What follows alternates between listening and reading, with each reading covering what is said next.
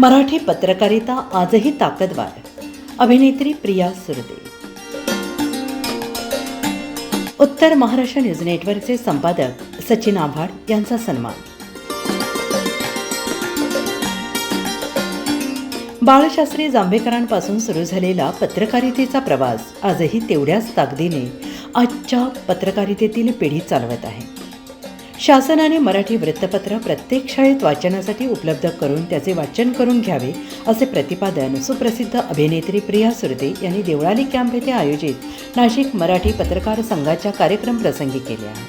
Deolali camp येथील doctor Subhash गुजर हायस्कूलमध्ये आयोजित नाशिक मराठी पत्रकार संघाच्या वतीनं पत्रकार दिनाच्या निमित्ताने आयोजित कार्यगौरव पुरस्कार सोहळ्याप्रसंगी अभिनेत्री स्वाती काळे, अभिनेता स्वानंद बर्वे, अशोक फलदेसाई या कलाकारांसह देवळाली कॅन्टोन्मेंट बोर्डाचे नामनिर्देशित सदस्य सचिन ठाकरे, शंकर एज्युकेशन सोसायटीचे सचिव रतन चावला, ज्येष्ठ पत्रकार संपत थेटे, भगूरचे नगरसेवक दीपक बलकवडे, सागर जाधव, कामगार नेते विष्णुपंत गायके, पत्रकार संघाचे संस्थापक मोतीराम पिंगळे आदी व्यासपीठावर होते. यावेळी उत्तर महाराष्ट्र न्यूज नेटवर्कचे संपादक सचिन आव्हाड यांच्यासह विविध दैनिकांचे पत्रकार, वृत्तपत्र विक्रेते, सामाजिक कार्यकर्ते, क्रीडा, आध्यात्मिक, सांस्कृतिक, शैक्षणिक क्षेत्रातील विविध सन्मानार्थींना गौरवण्यात आले.